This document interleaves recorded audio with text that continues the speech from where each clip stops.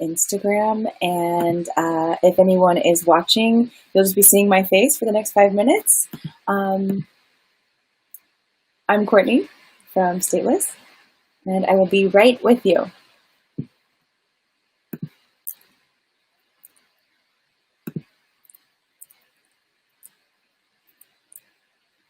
Okay, we're just waiting. I see people are joining. Good to see you. We're just going to give us a couple minutes here for everybody to join. So I'll just be kind of awkwardly sitting here in front of this camera until you guys, everybody joins at 3. So we've got 5 minutes. I don't know if you want to sit here for 5 minutes with me.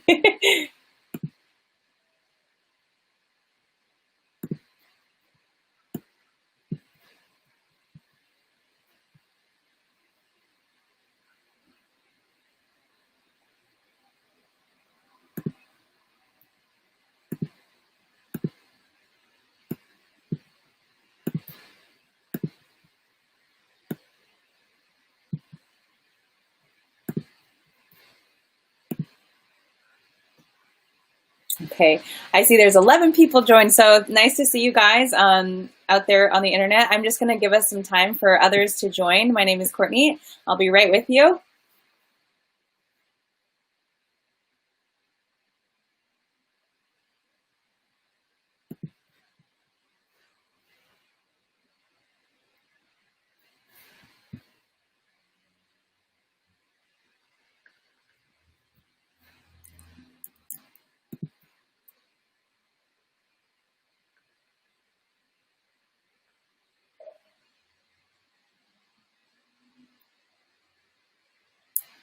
Hi, I'll be right with you. I'm just letting people join.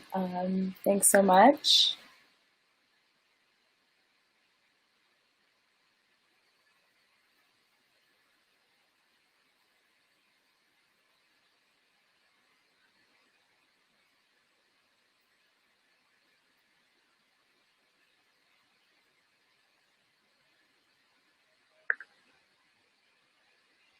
Okay, I'm going to pin that. I'm going to pin that comment. Okay, great. Just a couple more minutes. Good to see everybody. So glad to be back here. It's been a while.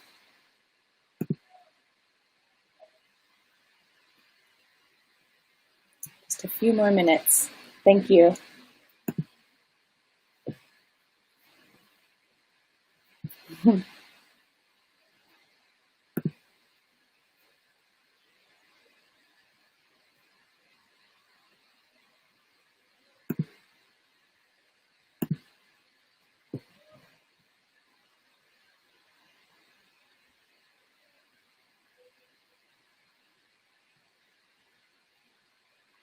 Okay. Just a few more minutes. Thanks, everybody. I know it's awkward. I just want to give everybody a chance, and it always takes me a second to like pin the information at the bottom and to get everything set up. So thanks for your patience. I will be starting in 1 minute.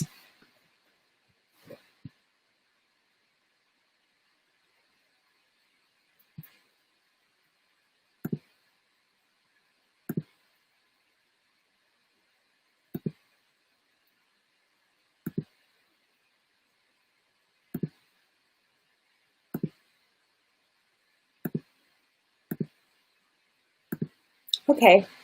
All right, I'll get going. I'm Courtney, for those of you who haven't met me yet here on these lives. I'm a product developer and production manager working with Stateless here in New York.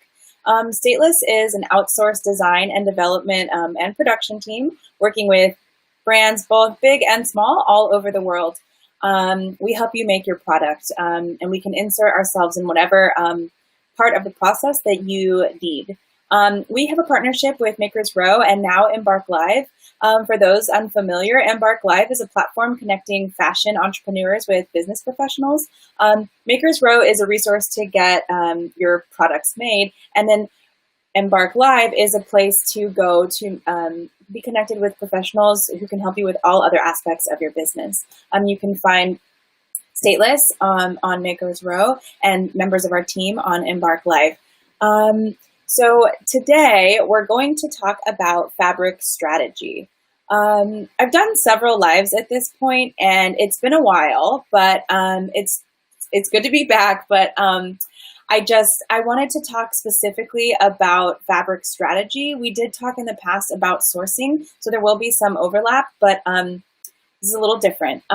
Feel free to ask questions throughout. I will also, if I don't answer while I'm talking, I will stop at the end of each segment to make sure to address your questions. I'm toggling here. I'm on YouTube and Facebook and also here on Instagram. So I've got several different platforms going on, so bear with me. Okay. There are a few options with sourcing materials, and the main three that I want to talk about, there's four, but the main three I want to talk about are stock service. Stock service, this is what a majority of brands do, even large companies. Stock service fabrics are milled en masse at either the mill itself keeps the stock rolling, or a converter is what we call them, purchases a large lot of the fabric and they keep it in stock and they sell off the fabrics a roll at a time to small and mid-sized brands.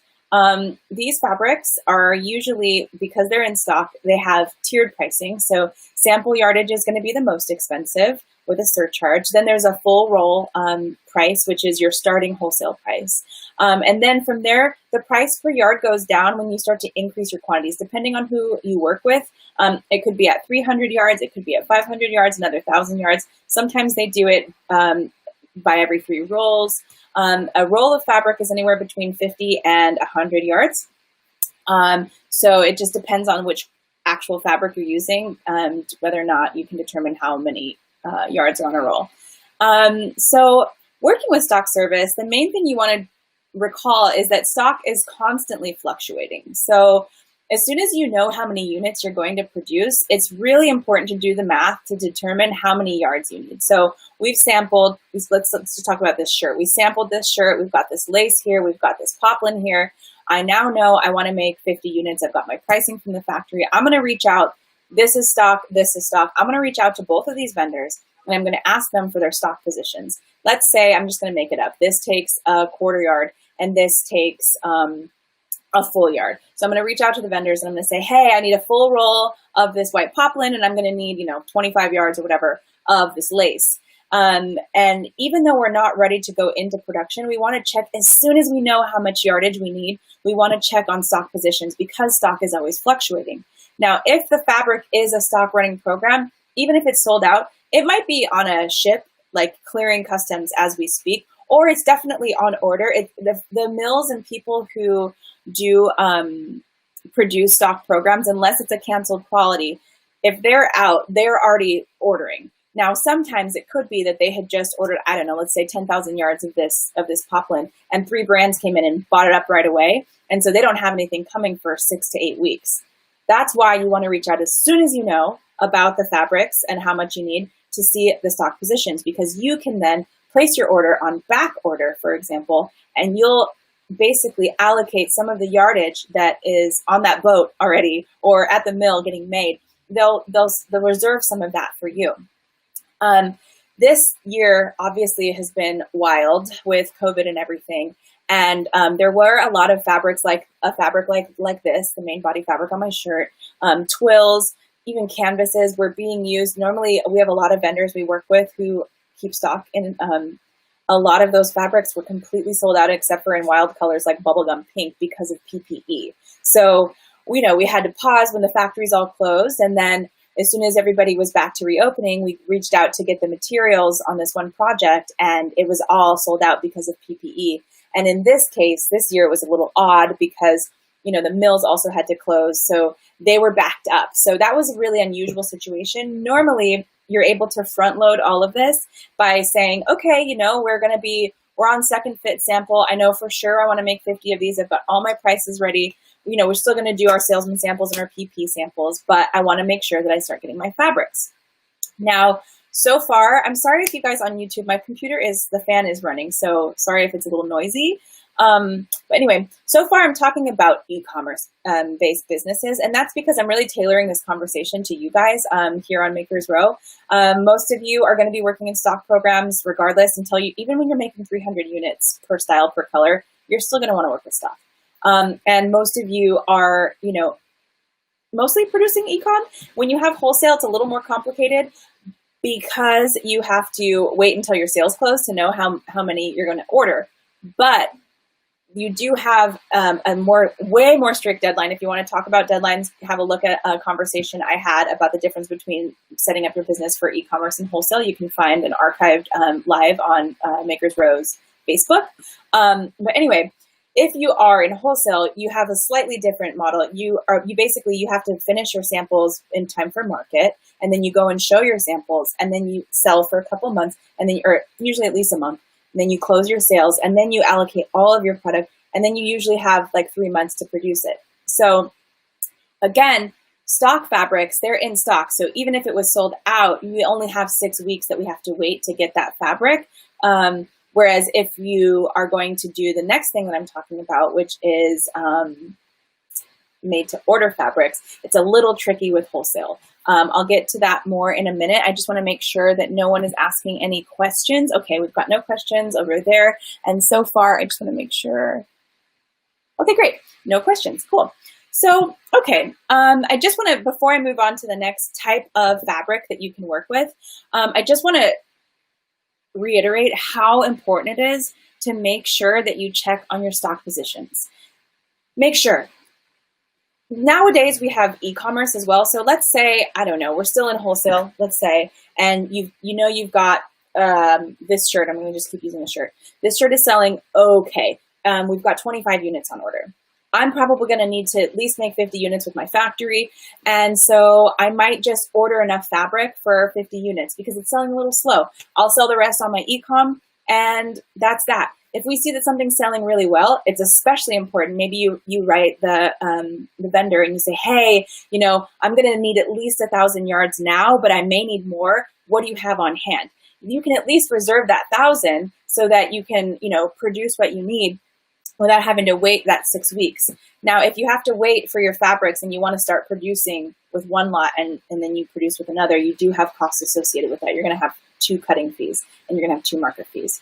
I'm not going to get into detail with what that means. You can go back and look at some of my previous lives, but basically you just at least want to be able to get, especially when you're in a wholesale brand, you want to get, if there's wholesale people and then you can pay for your e-com later, go ahead. But you're saying, oh my gosh, this shirt is selling so well, I'm going to need at least 1,000 yards. I better write my vendor to make sure that they have fabric, or at least I'm booking some.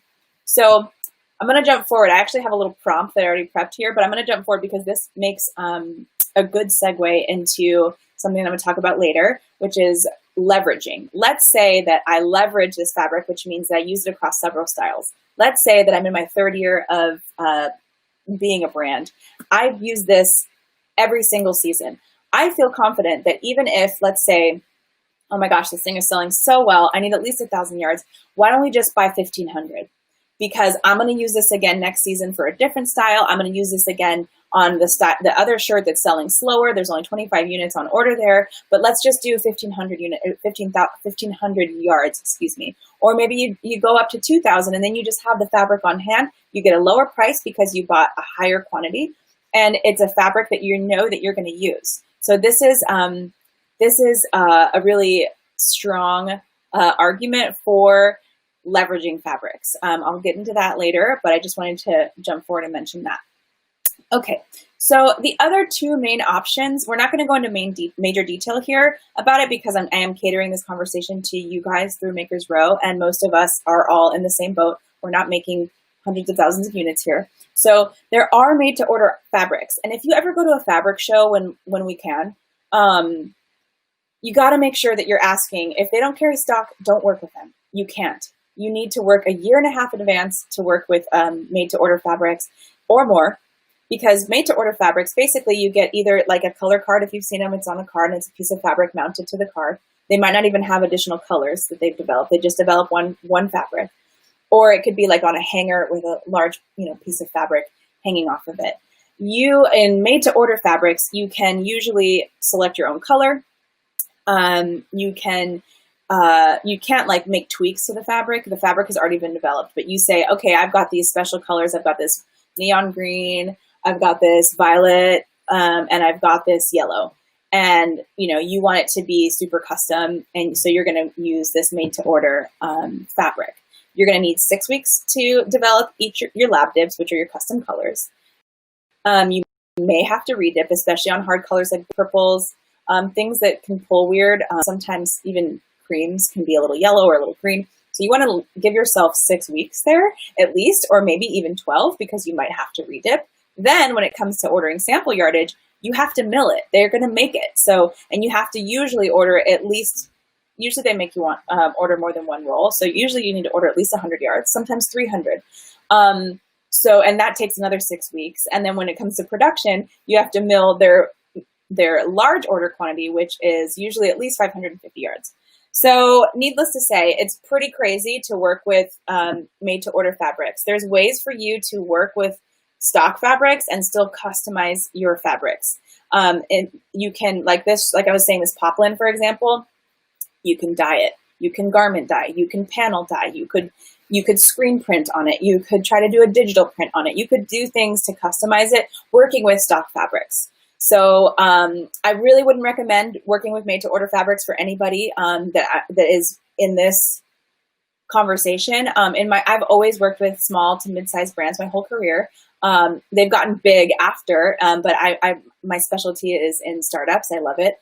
And even with like mid-sized brands where we were making 300 units per style per color, we didn't really have the luxury of time to mill to order. We just didn't. We still usually worked with stock fabrics. And what you can do with a lot of stock fabric vendors is with a certain MOQ, you can custom dye at least like 1 or 2 colors. So let's say you have like a special red for your brand that is not present on that color card. You can sample in the black or whatever other color you're going to do. You can lab dip at the same time that you're doing your normal development, and you can just mill that one custom color in your normal lead time without having to start 1.5 years in advance. Most of the time, you want to start at least 1 year in advance with stock program. If you're working with made to order, it's at least 1.5 years, 2 years in advance. The other option is custom development. I've only done this a couple times in my life. You usually need like a textile technician on your team to do this. This is not really something that any of us are ever really going to do. It's not relevant. You're basically working like you take a yarn and you're like, I want to make a PK, and it's all an experiment, and it might torque. It's like twisting in the machine. It's going to shrink weird. So you can't really have a deadline with custom milling because you're basically doing trial and error. Sorry about the sirens. We're here in New York. But there is one more option that I do want to talk about, which is working with dead stock. We at Stateless hear this a lot more as the years go on. It makes sense that it's becoming more popular with the growing concerns to protect the environment. Totally get it. Super amazing. But I just want to talk about the major limitations in working with dead stock that you need to be aware of. This is actually something that a brand we work with, he brought up to us. I was talking with him, and I was like, oh, I'm doing these Makers Row. And he was like, oh, you should talk about dead stock. So basically how dead stock works is, let's say, I don't know, Marc Jacobs makes this fabric, and they have, you always have to order a buffer after production. So here in New York, you can go into Mood and you can find Marc Jacobs. I have this Marc Jacobs coat, and then my friend texted me a picture of the Marc Jacobs fabric that was my coat. And I was like, oh, should I buy it and make like a whole, should I make a suit? But anyway, what they do is, you buy a buffer in production, and whatever's left over, these bigger companies will sell them off to jobbers. And it's really cool because it avoids, wastage. It helps close the loop. And, you're basically upcycling things that would have normally either been like pulverized and turned into like insulation or gone into the landfill. So it's a cool practice, but why it's hard for us at Stateless, and why it's hard for brands who want to continue and not, you're not just doing this as a hobby or doing this for funsies, is that, basically most brands we work with, new designers and or new creative directors who don't have a lot of experience, they have a hard time looking at a swatch of fabric and then imagining what it's going to be like in a full garment. To the untrained eye, this fabric even, it's like, it's thin, it's kind of flimsy, it looks kind of like crappy. It's really inexpensive, but it makes a beautiful shirt. Unless you know how fabrics turn into garments, it's really hard to imagine what a product is going to look like from a swatch. It's the number one, I'd say, I mean, this is not a fact, this is just me thinking, but I'd say that one issues a lot of the brands we work with have is that they see their first sample and like, oh, that's not what I thought it would be. And it's nothing that we can kind of get into their heads to tell them about, because it's just literally, you need the experience of knowing what a fabric looks like small and then how it translates into a garment. So anyway, with dead stock, we have done it before in our past with a couple of brands who make specialty limited editions things, especially if you're working in New York where you can make like 25 units. Most of everywhere else in the US, you're going to need to make 50 units. So you're going to need at least 100 yards if you're making a jacket, for example, or pants. And you're going to need at least, 60 yards if you're making a shirt out of a dead stock fabric. This is straight sizing, and I'm going to say like women's yields, just so you know. This does not include plus sizing.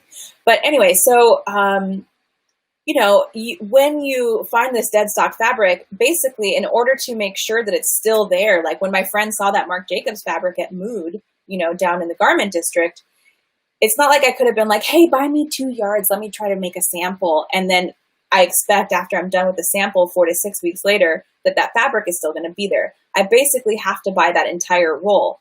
And in that case, that roll that he had, I think it was 50 yards. And I would have had to make, my samples. I would have probably consumed like 6 yards for samples, and then whatever was left, 42 or whatever, 44 yards, that would yield maybe 20, 21 jackets. And that's basically, you have to be comfortable looking at a fabric right then and buying it right then before you even make a sample when you work with dead stock. That's challenging for a lot of brands. So while it's a really cool idea, and it's definitely something that I personally, with my belief about how we need to protect this environment, I think it's a great thing. It's a great trend that's happening.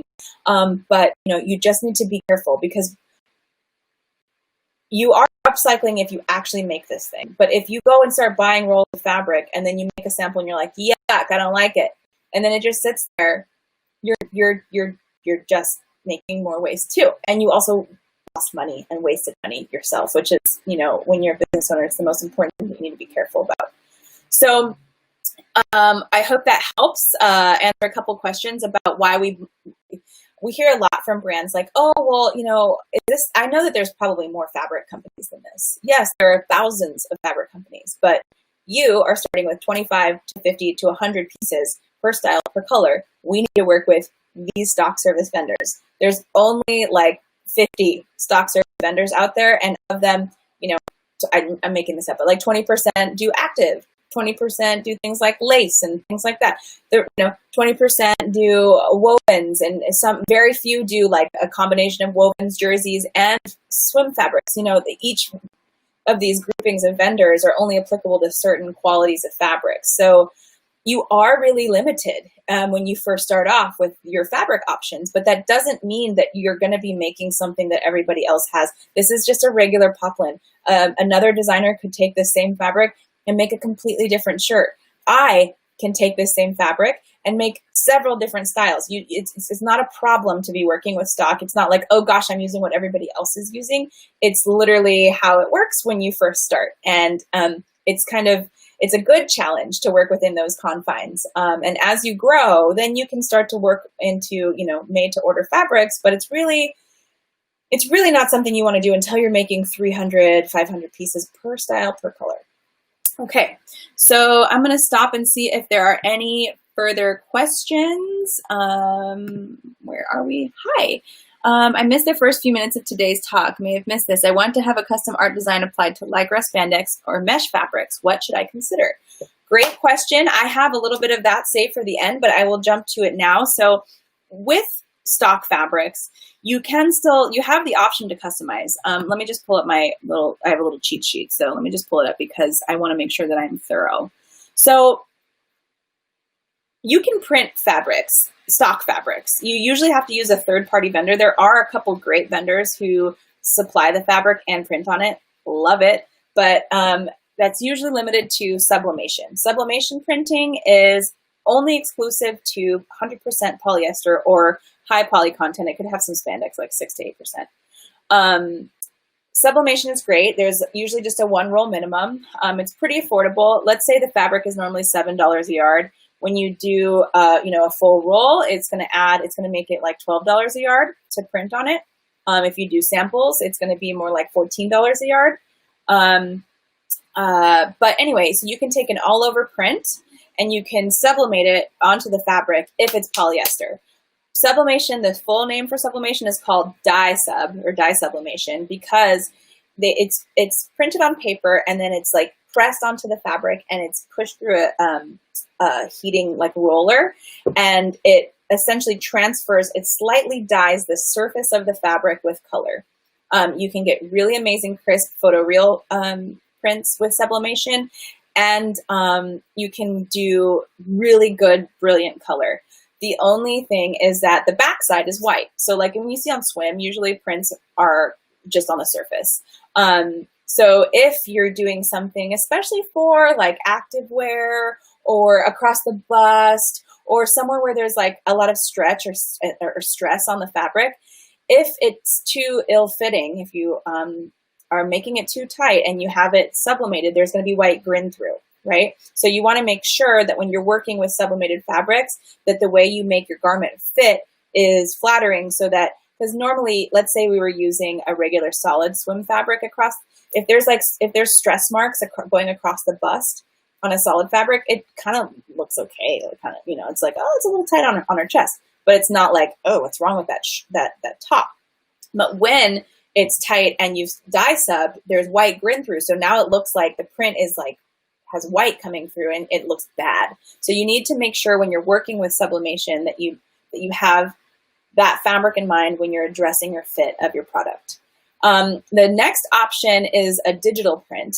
Digital printing you could do on this fabric.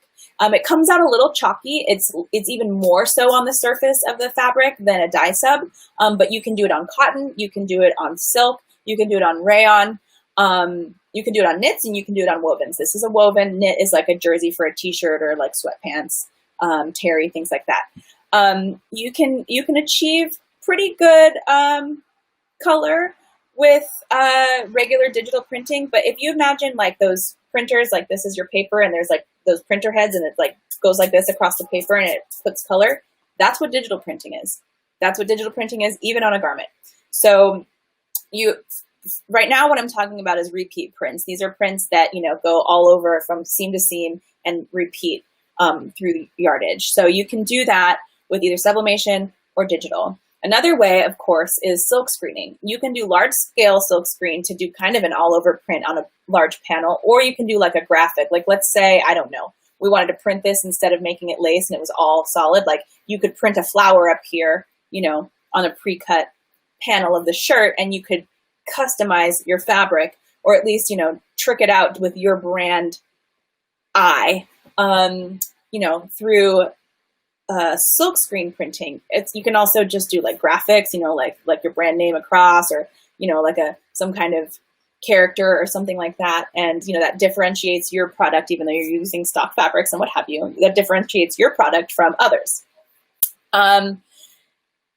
These are the three options for smaller to mid-sized brands. There are several other options for printing that have huge minimums that I'm not even going to bother talking about. I've talked about it in the past. If you guys want to go through all of my Maker's Rows, I don't remember which one anymore. It's been so many, but I did talk about the other printing options. But these are really great for, anything less than 300 units per style per color. Now, going back to where I was about to go, leveraging fabrics. Let's say, again, this poplin, I'm in my third year of my brand. I've been using this poplin. I did a button-up shirt with it. I did a dress with it. Now I've got this frilly top. And I know I'm just buying this fabric. I'm just keeping, I always have like 300 yards on hand. I can take this fabric, and even though, and I'm buying it now at 300 yards at least, so I'm getting a good price on it. I can take, one roll and get it digitally printed and use that 50 yards for just a special colorway. And that'll give you, let's say in shirts, you got 50 shirts, or if you do it in a dress, it's going to be 25 dresses, in this special colorway. So you can use these fabrics. You're leveraging fabrics. The same exact fabrics can appear very different depending on what you do with them. I'm just going to double check more questions. For swim fabrics, which method do you recommend best for swim fabrics? Definitely sublimation. Now, there is one more option to print on nylon, but it has really high minimums. Nylon, I think it's 300 yards. So if you do have like Carvico, beautiful Italian fabrics, beautiful. Oh. Some of them are nylon. Usually with athletic fabrics and fabrics are either nylon spandex or poly spandex. Most of the time you work with nylon when it's solids or pre-print. And then when you want to do your own custom, I would recommend working with polyester. The nylon printing is beautiful, color rich, so amazing. It's still only on the surface, but you have a higher minimum. So I wouldn't recommend it until you're really, especially with swim, your yield is so small. You need like a quarter of a yard for, bikini, unless you're doing plus size. But, you don't want to start getting into nylon printing until you have the units to back it. Or if you're doing like a signature print for your brand, across the entire collection, you've got an 8-piece collection, okay, for it. You can use nylon printing. Otherwise, I would just recommend sublimation. Okay, I'm going to look through some questions here too on Instagram. Oh, it is so awkward to do both. Sorry, everybody down here, you're seeing up my face. Sorry about it. So stock fabric is only available for a few months. No. Stock fabric, if the quality is in stock, the vendors, obviously they want to keep it in stock, but sometimes people buy it. So it's constantly fluctuating. And as long as it's not a canceled style, so that's another reason that you want to double check, because there is, like, for example, we're working at Stateless on something right now where we're going to order enough fabric that it doesn't matter, but they're no longer going to carry this fabric after we're done ordering it. They have some stock, so we're buying the black, and then we custom dyed one color, and we have to buy the full 550 yards in order to get that quality. And in the future, if we want to make more in that exact fabric, we have to buy a 150 yards. But if that fabric had been in stock, we could just call or write with an email and say, hey, I need 100 yards. And as long as they have the stock, they'll send it to us. If they don't have it in stock, they're usually, like I said, it's usually still on a boat, or it's almost there by the time you're going to have a 6-week minimum between when you ask for the stock product and it's been sold out and to where you get it again, except for when we had COVID and it was crazy. Okay, let's see other questions. Keep going. Where in New York can we get 25 units made? Honestly, a lot of factories will do it. They just charge you an arm and a leg. And New York is the only place that we can get. I mean, it's already expensive as it is, just because of how expensive rent is here and life. But if you give a factory, if you go with one style and you want to make 25 units, they're gonna kick you out. But if you have a collection and you only want to make 25 units, they will definitely do it. But it's going to be like 3 times more than it would be anywhere else made in the US. I would say, for a rule of thumb, everybody always asks this, no one has yet, but you want to start with 50 units minimum. 100 units is a good size per style, per color, a good size order. But not everybody has the ability that's still considered a small brand. Like for factories, if you're making less than 300 pieces per style, per color, it's a small order. So 100 pieces per style, per color on a 14-piece collection is a lot of product to sell for some, not for others. 25 pieces would go too fast for some, but so you don't really, with a super high-end product that's expensive and can be made in New York, you could just do 25 of this beautiful leather jacket, and then it sells out and you have a good problem. You've sold out. Okay. Is it possible to buy most fabrics already pre-shrunk? That way you can prevent unnecessary customer returns. Great question. There's a couple options with shrinkage. There are several vendors that do pre-shrunk goods. I will say that it still usually shrinks up to 2%. That's like tolerance. if you're concerned, like a lot of the Japanese fabrics we work with, Japanese mills are really amazing and they do a lot of stock programs. They just have this respect for slow fashion and smaller batch. So a lot of the Japanese fabrics are not pre-shrunk. And what we do is we send it out for washing beforehand. And sometimes that means you have to cut it like the length of a cutting table, which is, I don't know, 10 feet long, maybe more, I don't know. The factory does it. We cut large panels and then it gets sent to wash, and it gets washed in hot water and then dried on high heat to shrink it out. And then that way your customer, you've pre-shrunk it. So even if the fabric isn't pre-shrunk, you can pre-shrink it. It adds about $1.50 to $1.75 to your each garment if you're making 50 pieces. Question, do you know what causes twerking fabric? I found a nice fabric in sample size, but it had a torque issue. Oh yes, I have so much experience with twerking. So some fabrics should not be washed in a machine. So twerking is when, let's say that this is like a rectangle cut of fabric. Twerking is when it goes like this after it's been washed. Beautiful. In my past, like when I really started getting busy in product development and production, I was living in Los Angeles, and back then, everybody wanted this like tissue thin knit jersey. It was beautiful, but you wash it and it torqued.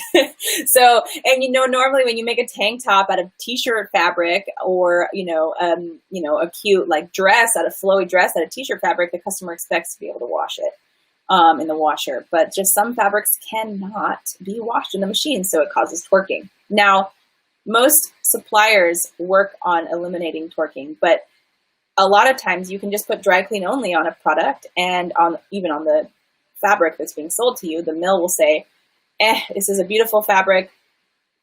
We developed it, and no one's telling us that we need to have it machine washable, so we're going to put dry clean only on this because otherwise it'll torque. But in my past, one of the few times I did develop material, it was with a merino wool, and we wanted it to be washable. And we sat there developing this. It was like a base layer, kind of like, we used to wear thermals. Now we wear that base layer thing for when it's cold out. It was supposed to be a base layer, and it was a thin merino wool, and it torqued. And we wanted it to be able to be washed because we wanted guys, who are running or, wearing it under their winter coat and you sweat in it, you want to be able to throw it in the washing machine. And so it took us about 2.5 years to develop that fabric to avoid twerking. It was hard. Is it possible to initially order just a salesperson sample from a factory? Yes. There's development and there's production. You want to go. I always talk way too long. Sorry, I just realized it's 3:30. But there's development, there's production.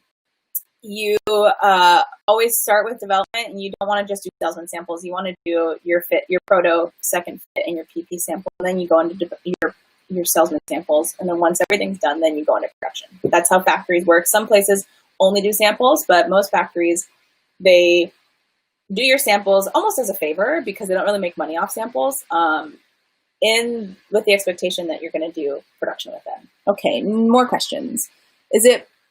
Let's see. I'm looking for help with wedding dress factory only in the U.S. I do custom dresses, and I started a new collection that goes wholesale. Any recommendations? Wedding dresses, I don't know where you're located, but we've got a bunch of amazing factories in New York. There's also some in Los Angeles, and you can look on Makers Row to find yourself a couple factories to work with. I would recommend taking a style that you already love and have a pattern that's fit approved and just having them run a sample.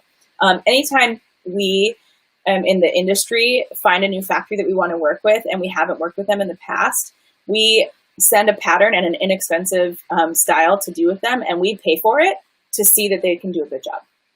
That's what I would recommend to anybody who wants to do, you already are, kind of running and you want to work with a new factory. If you go from start to finish with development to production, the proof is in the pudding. You did your samples and it's been good, and you don't have to worry about it. If you're starting from scratch, with a new factory, it's not as scary. Okay. Are there many stock service silk vendors in the U.S.? Oh, heck yeah, there are. You can find them on Makers Row. There's a couple. It's a faux pas. I don't know if all of you guys have seen me before, but it's a faux pas. We're pretty tight-lipped about our vendors. No one gives those out for free, so I'm not going to tell you who those people are, but there are plenty of silk vendors with stock service in the U.S. What's your recommendation for small collection Hi, Rose. If you could elaborate on that question, what it means, what's for a small children's collection, I will be happy to answer that. What fabrics do you suggest for children's clothing, particularly infant 0 to 24 months? Also curious about patterns. I'm a startup. Okay, fabrics for children's clothing. You've got two options. You've got knits, which either is going to be a jersey, a rib, or some kind of like sweatshirt material like fleece or terry. And you've got wovens. You've got all kinds of wovens. You can do, with babies, you usually do like bodysuits and PJs and stuff like that. So you're going to really want to work in the knits family. And then as you get to, you know, if you want to make like a bubble or, you know, an elastic like play suit thing, two-piece, you can use a fabric like this, a woven. But I would start with rib and stretch jersey for 0 to 24 month babies. Patterns, I would really work with a factory that has experience with children's clothing. You can either get patterns made separate of your factory with a pattern maker and then take your materials to a sample maker, or you can find a factory that does children's wear and you can just work with them start to finish. And I would recommend using either stretch jersey or stretch rib. Okay, let's see.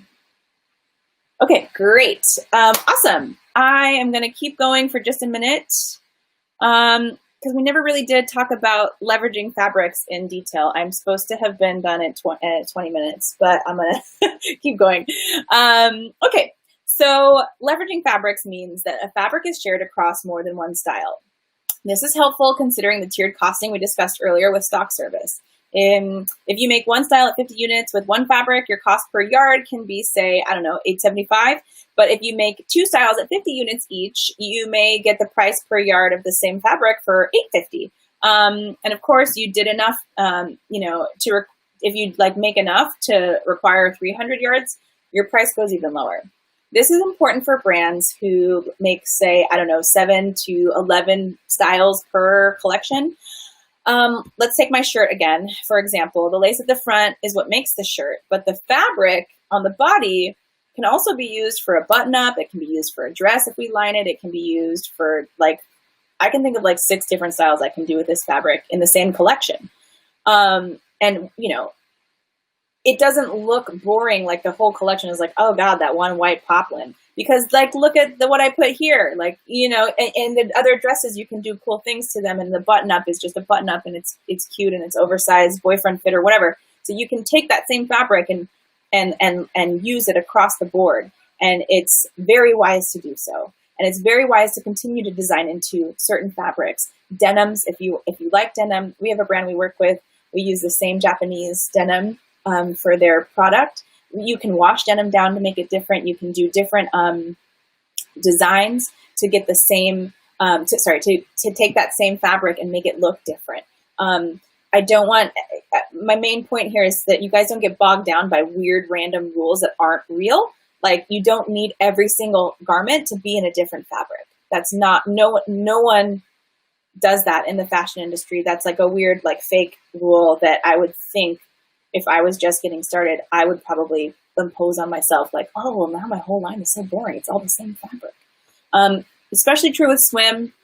You know, if you're a shirting brand, obviously, if it's all like button-ups, you might want to do different fabrics. But you want to try to find these fabrics that even if in your one collection, you've got 6 styles and you've got 6 different fabrics, next season, or maybe the next, let's say we're working on spring, the next spring, maybe I reintroduce 3 of those fabrics in a different color.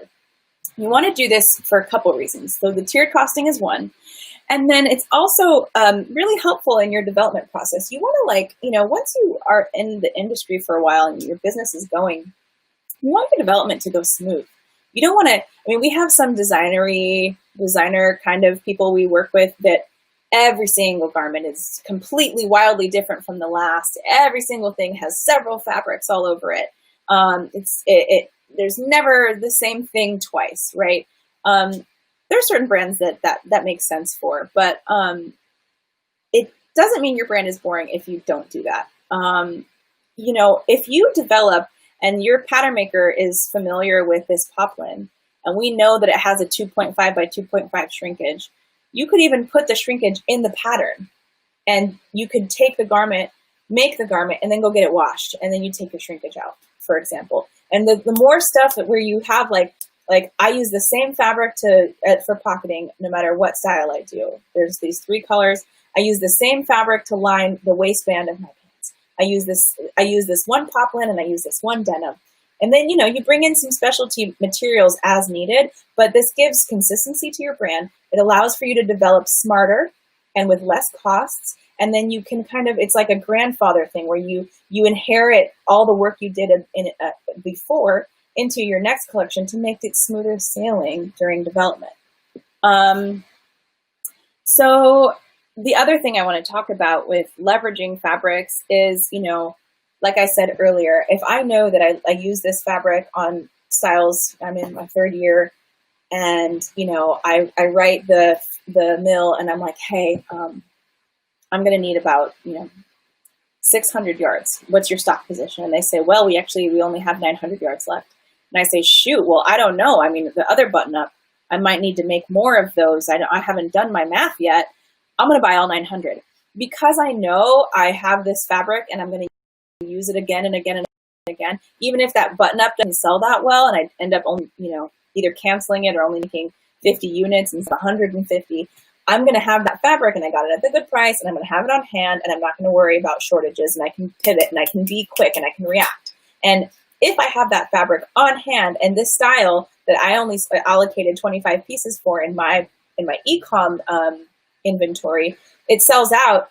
Instead of it being a 12-week lead time because you have to order all the materials, you have the material on hand, you ask for your marker maker to reprint you something, and your factory cuts in and sews it in 6 weeks, and you still have a reorder in time during the season to sell that product again before it's too late.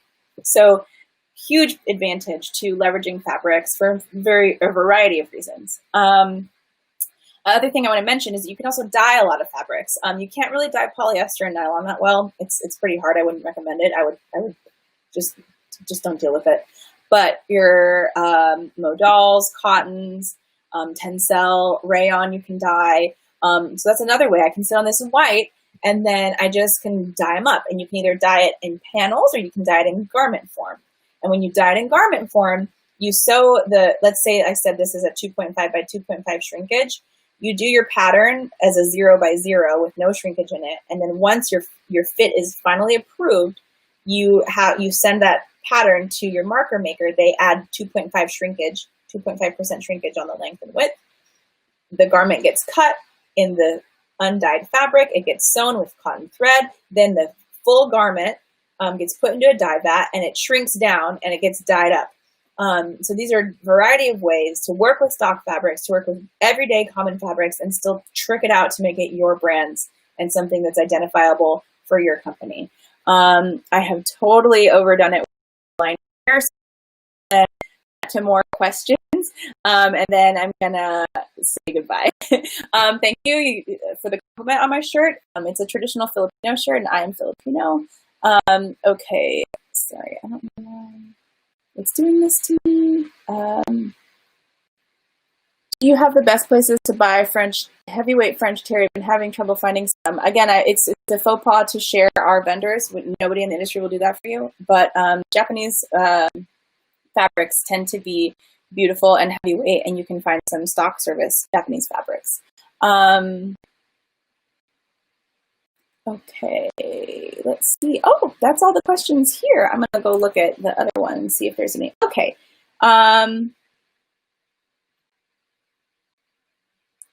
Great. Okay, those are all the questions everybody had. It was really nice to be here again. I'm always so long-winded. I love sharing my knowledge and I love getting into the details. So thank you for staying with me. And for all those of you who sat through the awkward beginning when I was just sitting here waiting for more people to join, thank you so much.